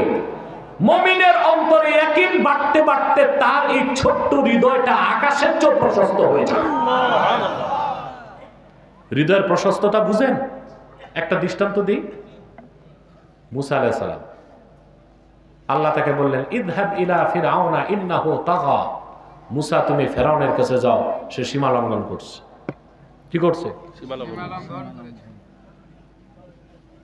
মুসা আলাইহিস সালাম চিন্তা করলেন, বিশাল ক্ষমতাধর একটা রাজা ফেরাউন, তার যে টেরিটরি, ভূখণ্ড ছিল, দেশ ছিল ফেরাউনের হাতে, তা ছিল 9.5 লক্ষ বর্গ মাইল। বুঝতে পারছেন? নিয়মিত সৈন্য ছিল তার 80,000। কত? সম্পদের ছিল না অভাব। তার তো সব ছিল, মন্ত্রী পরিষদ ছিল, উপদেষ্টা পরিষদও ছিল। এখন আছে না উপদেষ্টা পরিষদ? ফেরাউনেরও ছিল। ফেরাউনের পলিটিক্যাল অ্যাডভাইজার, রাজনৈতিক উপদেষ্টা ছিল হামান। তার ফাইন্যান্সিয়াল অ্যাডভাইজার, অর্থ উপদেষ্টা ছিল কারুন। আর ফেরাউনের বিজ্ঞান ও প্রযুক্তি উপদেষ্টা ছিল হুজাম।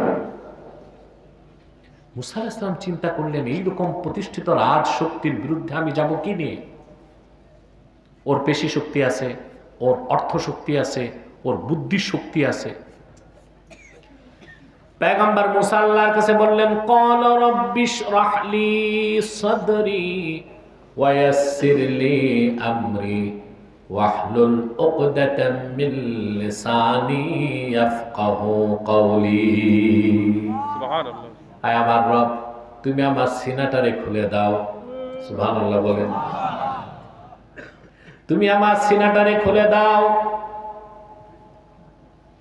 আমার কাজটা সহজ করে দাও, আর আমার জবানের জড়তা দূর করে দাও, যেন আমার বক্তব্য কাফেররা বুঝতে পারে। এই আয়াত থেকে আমরা বলতে পারি, যিনি দাঈল আল্লাহ, দ্বীনের দাওয়াত দিবেন, তাকে তার দেশের শুদ্ধ ভাষা জানা থাকতে হবে।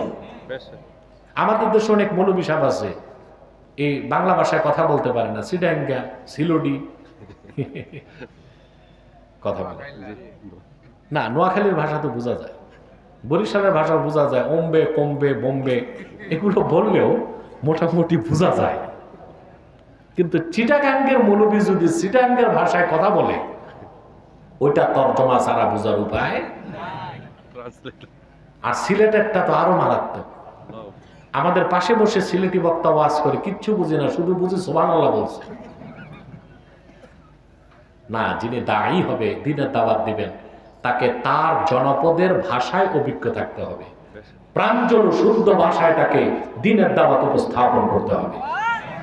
মুসা আলাইহিস সালাম বলছেন, ওয়াহলুল উকদাতাম মিন লিসানি ইয়াফকাহু কওলি, আল্লাহ আমার মুখে যে জড়তা আছে এটা দূর করে দাও, যেন আমার কথা তারা বুঝতে পারে। ও মিয়া, ভালো করে কথা শোনেন। মুসা আলাইহিস সালাম শক্তি চাইছেন কই? সিনায়। এখন তিনি বলছেন সিনাটারে উন্মুক্ত করে দাও। আল্লাহ করে দিয়েছেন কিনা? কিভাবে? আল্লাহ মুসা নবীর সিনাটাই ইয়াকিন পয়দা করে দেবার জন্য বললেন, ওয়ামা তিলকা বিয়ামিনিকা ইয়া মুসা ক্বালা হিয়া আসায়া আতাওয়াক্কালু আলাইহা ওয়া আহুশু বিহা আলা গনামি ওয়া লিয়া ফিহা মাআরিবু উখরা। মুসা, তোর ডান হাতে কি? তিনি বলেন, আল্লাহ, এটা আমার লাঠি, এটা ভর করে চলি, এটা ভর করে চলি, পশুকে চড়াই, আরো অনেক অনেক কাজ করি। আল্লাহ রাব্বুল আলামিন বললেন, ক্বালা আলকিহা ইয়া মূসা ফাআলকাহা ফাইদা হিয়া হাইয়াতুন তাসআ। আল্লাহ ডেকে বললেন, মূসা পয়গম্বর, তোমার হাতের লাঠিটা ছেড়ে দাও। তিনি ছেড়ে দিলেন। আল্লাহর হুকুমে লাঠিটা হয়ে গেল বিশাল দ্রুত ধাবমানশীল এক অজগর। বলেন সুবহানাল্লাহ। এবার মুসা নবীর অন্তরে ইয়াকিন বাড়ছিল কিনা? সিনাটা প্রশস্ত হয়ে গেছে। সুবহানাল্লাহ। গেলেন তিনি ফেরাউনের কাছে। ফেরাউনের সমস্ত শক্তি অহংকারকে বাহারকাল জুম দরিয়াতে সমুদ্রে আল্লাহ বিলীন করে দিলেন, মুসা আলাইহিস সালামকে বিজয়ী করে দিলেন। সুবহানাল্লাহ। এই যে অন্তর, এই অন্তরটা পবিত্র হয় ঈমান প্রবেশ করলে। ইয়াকিন যত বাড়ে, ঈমান এই অন্তরের প্রশস্ততা বাড়তে থাকে, তখন অন্তরে কোনো সন্দেহ থাকে না, সংশয় থাকে না। চোখে দেখলে যেটা বিশ্বাস হয়, না দেখে কোরআন পড়ে সেটা বিশ্বাস হয়। এই জন্য আল্লাহ বলেছেন, আলা বিযিক্রিল্লাহি তাতমাইন্নুল কুলুব, সাবধান জেনে রেখো, আল্লাহর জিকিরে মুমিনদের অন্তরসমূহ প্রশান্ত হয়। আসুন ভাইরা, আমরা সকাল সন্ধ্যা জিকির করব, নামাজের জিকির ধরব, কিন্তু সবচেয়ে বড় জিকির কোরআন। এটা ঈমান। এই কোরআনকে সিনায় আঁকড়ে ধরব, তাহলেই আমরা আল্লাহর খাঁটি বান্দা, তার হাবিব মুহাম্মদ সাল্লাল্লাহু আলাইহি সাল্লামের আশিক উম্মত হতে পারব। আমাদের হৃদয় প্রশস্ত হয়ে যাবে, সিনা খুলে যাবে, ঈমানের নূর আমাদের অন্তরে জ্বলজ্বল করতে থাকবে।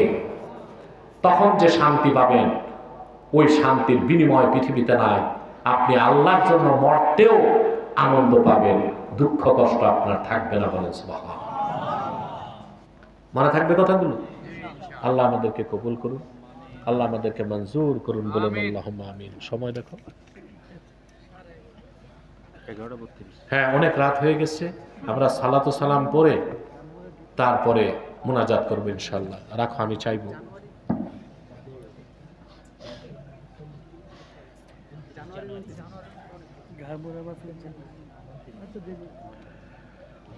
পার্শ্ববর্তী এলাকার এক মসজিদে মাগরিব নামাজের সময় মুয়াজ্জিন ইন্টারভিউ দিতে এসেছিল।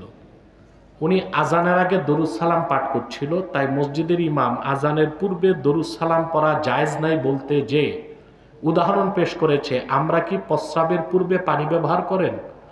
আপনারা কি প্রস্রাবের পূর্বে পানি ব্যবহার করেন নাকি প্রস্রাব করে পানি নেন? এটা তো ওই আবুল যে ফরহাদ, ওই রকম কাফের। এটা জুতা পিটা করে মসজিদ থেকে বের করে। মাসালা বলতে যে কি দরুদ সালামের মতো আজিম জিনিস, আজানের মতো আজিম জিনিসকে এই নিকৃষ্ট জিনিসের, এটাকে বলতে যে নিকৃষ্ট একটা বিষয়ের উদাহরণ দেওয়া যায়, প্রকাশ্যে তারা তওবা করতে বলেন। তারপরে তারে মসজিদে রাখেন, জুতা পিটা করে বের করে দেন। বাকিটা আমি দেখবো। এগুলো হচ্ছে নেক্সট সুরতের ভণ্ড নাস্তিক। এখন আজানের আগে দুরূদ সালাম পড়া যাবে কি যাবে না এটা একটা ভিন্ন বিষয়, কিন্তু তাই বলে উদাহরণ দিতে যে নিকৃষ্ট বিষয় টেনে আনবে, এটা মুসলমানের কাজ নাকি? কোত্থেকে এগুলোর ধৈর্য নিয়ে আসেন? ইনি বরিশাল থেকে, খুলনাতে, ওই পটুয়াখালীতে লঞ্চের পাশা ধরে আসে, তারপরে এসে দেশি মুরগি খেয়ে চর্বি হয়ে যায়।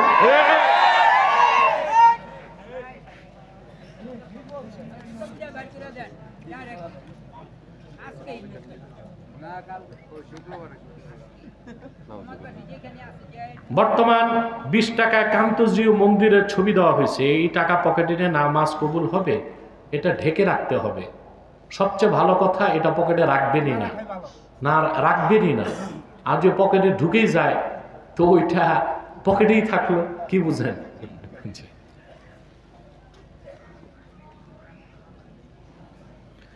রাজনৈতিক দলের এক নেতা বলছে তাদের দলের নেতা নাকি বাংলাদেশের জাতীয় ইমাম। আমার প্রশ্ন হলো, মুসলমানের নেতা আর বৈশিষ্ট্য কি?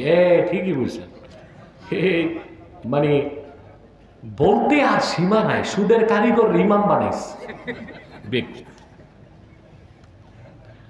তো যাও মুরিদ হাউজে, এই ইমাম সাহেব মেহমান খানায় রাখছে কেন? জাতীয় মসজিদে খতিব বানায় না। এক বাউল শিল্পী মহান আল্লাহর শানে প্রকাশ্য বেয়াদবি করেছে, এই ব্যাপারে বলেছি।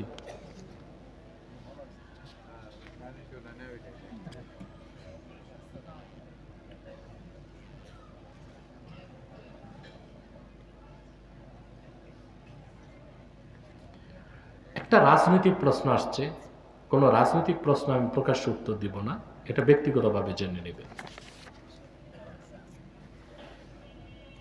এটা তো হয়েছে। প্রিয় সুধী, আসুন তওবা করি সবাই। পড়ুন বিসমিল্লাহির রহমানির রহিম।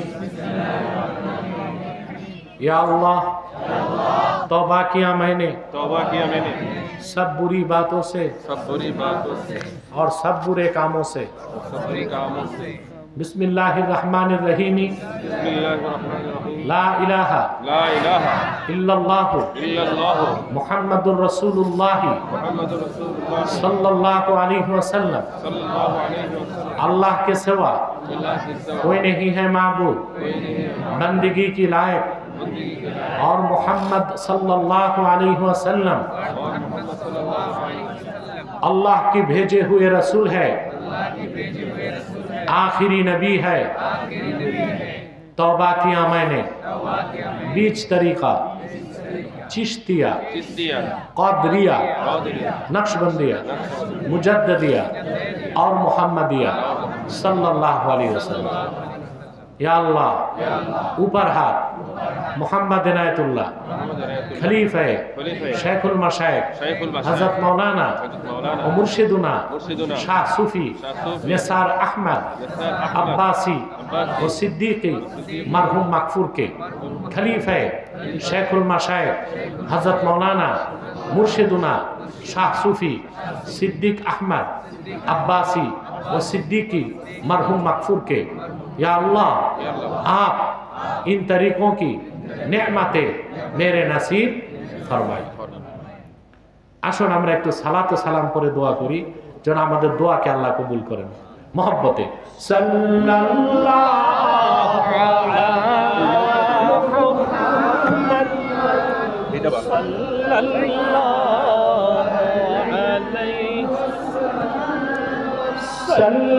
সাল্লাল্লাহু আলা মুহাম্মদ সাল্লাল্লাহু আলাইহি ওয়াসাল্লাম। ইয়া নবী সালাম আলাইকা, ইয়া রাসূল সালাম আলাইকা, ইয়া হাবিব সালাম আলাইকা, সালাওয়াতুল্লাহ আলাইকা, ইয়া সাহিবাল জামালি, ইয়া সাইয়্যিদাল বাশর। من وجهك المنير لقد نور القمر يا نبي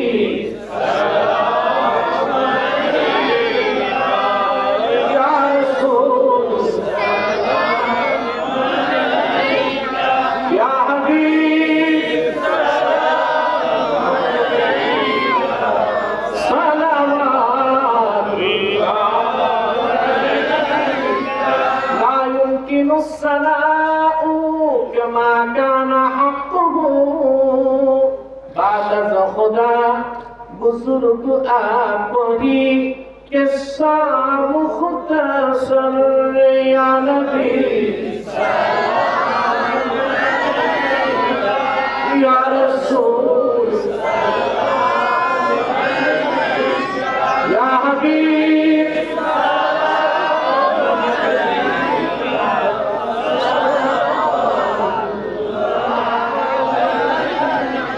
محمد رسول الله صلى الله عليه وسلم ختم الله به النبوة وحكما لا نبي بعده يا نبي سلام عليك يا رسول سلام عليك يا حبيب سلام عليك بلغ العلا بكماله كشف الدجى بجماله حسنت جميع خصاله صلى عليه وآله আজকে আলহামদুলিল্লাহ আমি মাইকে কষ্ট পাই নাই জি অনেক সময় মাইকে কষ্ট পাই নাই মানে একেবারে মর্মত ছিল আলহামদুলিল্লাহ দোয়া করবেন যেন সব জায়গায় সার্ভিসটা দেয় প্রিয় বন্ধুগণ আমার খুবই স্নেহের হাজি আব্দুল সালাম কই আব্দুল সালাম আলহামদুলিল্লাহ আল্লাহ তাকে ধনও দিছেন মনও দিছেন এই মাহফিলটা এককভাবেই করে আলহামদুলিল্লাহ আর যেহেতু গসপাক শেখ আব্দুল কাদের জিলানির স্মরণে আমি আর দাওয়াত মিস করতে পারি না আমি দাওয়াতটা নেই যে আমি যাব একটু নসিহত করব একটু বেড়ায়ও আসবো তার জন্য দোয়া করবেন তার বাবা পিয়ার মোহাম্মদ সাহেব কোথায়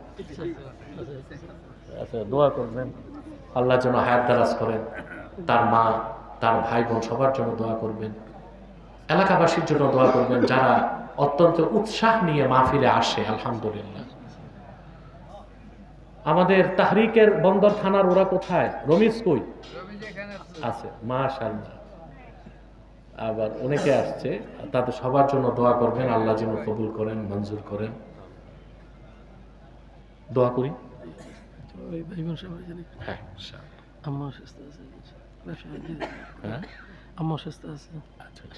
ঠিক আছে ঠিক আছে আলহামদুলিল্লাহি রাব্বিল আলামিন ওয়াল আকিবাতু লিল মুত্তাকিন والصلاة والسلام على محمد صلى الله عليه وسلم رحمة للعالمين وعلى آله وصحبه أجمعين ربنا آتنا في الدنيا حسنة وفي الآخرة حسنة وقنا عذاب النار ربنا ظلمنا أنفسنا وإن لم تغفر لنا وترحمنا لنكونن من الخاسرين আল্লাহ তাআলা গভীর রাতে হযরত বড়পীর শেখ মহিউদ্দিন আব্দুল কাদের জিলানী রাহমাতুল্লাহ স্মরণে আয়োজিত 34তম বার্ষিক মাহফিলে তোমার অসংখ্য জাকের শাকের বান্দা নিয়ে হাত তুলেছি পর্দার আড়ালের মা বোনেরা আছে এতগুলো মানুষের মধ্যে যার দুটো হাত তোমার ভালো লাগে আল্লাহ তার দুটো হাতের বিনিময়ে আমাদের জিন্দেগীর সব গুনাহ মাফ করে দাও রব্বুল আলামিন হৃদয়ের গভীর থেকে দোয়া করি আল্লাহ তোমার আখিরি নবী নূর নবীজি আমার মুহাম্মদ মুস্তাফা সাল্লাল্লাহু আলাইহি ওয়াসাল্লাম আজ থেকে ১৫০০ বছর আগে দুনিয়া থেকে বিদায় নিয়েছেন হায়াতুন নবী হিসেবে জান্নাতুল ফেরদাউস রওজা মুবারকে বিশ্রাম নিয়েছেন।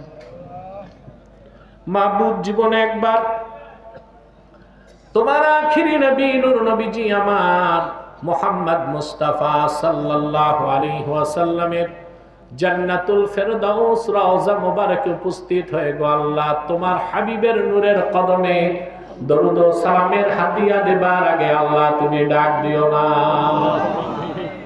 রব্বুল আলামিন একবার বা একাধিকবার যারা সোনার মদিনায় নূরের মদিনায় যেতে পেরেছি আল্লাহ, জীবনে বারবার তোমার আখিরি নবী নূর নবীজি আমার মুহাম্মদ মুস্তাফা সাল্লাল্লাহু আলাইহি ওয়াসাল্লামের নূরের শহর মদিনাতুল মুনাওয়ারা জিয়ারতের জন্য তাদের কপালটা খুলে দাও।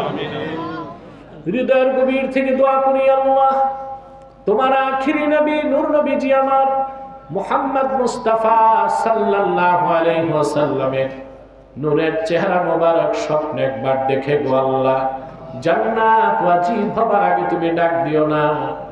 একবার বা একাধিকবার যারা আল্লাহ তোমার আখিরি নবী নূর নবীজি আমার মুহাম্মদ মুস্তাফা সাল্লাল্লাহু আলাইহি ওয়াসাল্লামের নূরের চেহারা মোবারক স্বপ্নে দেখার সৌভাগ্য লাভ করেছে আল্লাহ, জীবনে বারবার দেখার জন্য তাদের কপালটা তুমি জান্নাতি কপাল বানায় দাও। রব্বুল আলামিন আমাদের অনেকের বাবা নাই, অনেকের মা নাই, অনেকের বাবা মা একজনও নাই। যত মানুষের বাবা মা দাদা দাদি আত্মীয় স্বজন পাড়া প্রতিবেশী দুনিয়া থেকে বিদায় নিয়ে অন্ধকার কবরে চলে গেছে আল্লাহ, সকল মুসলমান বাবা মার কবরকে তুমি জান্নাতের বাগান বানায় দাও। রব্বুল আলামিন হাজী আব্দুস সালাম পারিবারিক ভাবে প্রতি বছর এই মহতী মাহফিলের আয়োজন করে গাউসে পাক শেখ আব্দুল কাদের জিলানী রাহমাতুল্লাহ রুহানি তাওয়াজ্জুহ ও ফয়েজ আমাদের সকলকে দাও। মাহফিলটা কবুল করে নাও, আমাদের সবার জিন্দেগীর গুনাহগুলো মাফ করে মাহফিলটা কাল কিয়ামতের দিন নাজাতের জরিয়া বানায় দাও। আমিন।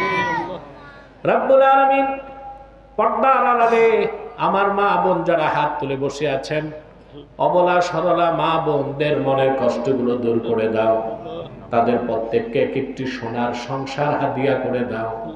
আমার যে বোনদের বিয়ে হয় না প্রত্যেক কুমারী বোনকে এক একজন চরিত্রবান ইমানদার সক্ষম যুবকের দ্বারস্থ করে দাও। আল্লাহ এই মাহফিলের বদৌলতে এই এলাকাকে আসমানি দুনিয়াবি বালা মুসিবত থেকে বাঁচাও। আল্লাহ সকল হাদেসা নওবত থেকে মুমিনদেরকে রক্ষা করো। আল্লাহ বাংলাদেশের মানুষ খুব আতঙ্কিত, ভূমিকম্পের আতঙ্কে ভুগছে। আল্লাহ গরিব দেশের গরিব মানুষ ভূমিকম্পের আযাব থেকে বাঁচাও আল্লাহ। আমিন আমিন। আল্লাহ এই দেশে লক্ষ লক্ষ মসজিদ আছে, হাজার হাজার মাদ্রাসা আছে। আল্লাহ তোমার ওলিরা শুয়ে আছে, এই খাতিরে বাংলাদেশকে তুমি ভূমিকম্পের গজব থেকে রক্ষা করো। আমিন। আল্লাহ আমাদের মুশকিলাতকে আসান করে দাও, নেক হাজাত ও চাহাতকে কবুল করে দাও। আমিন। রব্বুল আলামিন উপস্থিত আমার কলিজার টুকরা যুবকগুলোরে তোমার হাতে তুলে দিলাম। আমিন। প্রত্যেক যুবককে খাঁটি ইমানদার বানায় দাও, সহিহ আকীদার ধারক বানায় দাও, আহলুস সুন্নাহ ওয়াল জামাতের অনুসারী বানায় দাও। যে যুবক বেকার তারে কর্ম দাও, যার ব্যবসা আছে বারাকা দাও, যে যুবকটা বিদেশ যেতে চায় তার স্বপ্নটা পূরণ করে দাও। আল্লাহুম্মা আইন্না আলা তাআতিকা ওয়া যিকরিকা ওয়া শুকরিকা ওয়া হুসনি ইবাদাতিক। আল্লাহুম্মা সাব্বিত আকদামানা আলা দীনিক। আল্লাহুম্মা সাররিফ কুলুবানা ইলা তাআতিক ইয়া মুকাল্লিবাল কুলুব। আল্লাহুম্মা তাহহির কুলুবানা মিনাশ শিরকি ওয়াল কুফরি ওয়াদ দানাস ওয়া নাজ্জিহ আযহানানা মিন কুল্লি তাফাক্কুরিল ফাসিদা। ইয়া রাব্ব কুল্লি শাইইন ওয়া মালিকা নাসআলুকা বিইজ্জাতিকা ইয়া আল্লাহ। আল্লাহুম্মা ইন্না নাতাওয়াসসালু ইলাইকা বিওয়াসিলাতি হাবিবিকাল মুহতারাম নবিকাল খাতিম সাইয়্যিদিনা ওয়া সাইয়্যিদিল আবরার নবিয়িনা ওয়া নবিয়িল আমবিয়া মুহাম্মদ ইবনে আব্দুল্লাহ নবিয়্যিল্লাহ রাসূলিল্লাহ সাল্লাল্লাহু আলাইহি ওয়াসাল্লাম الذي أكملت به قصر النبوة وحكمت أن لا نبي بعده وأعلنت في القرآن بالبرهان أن محمدا صلى الله عليه وسلم خاتم النبيين والمرسلين قبل 1500 سنة وصلى الله تعالى على خير خلقه نبينا محمد نور الله وعلى آله وصحبه أجمعين برحمتك يا أرحم الراحمين. السلام عليكم ورحمة الله تعالى وبركاته.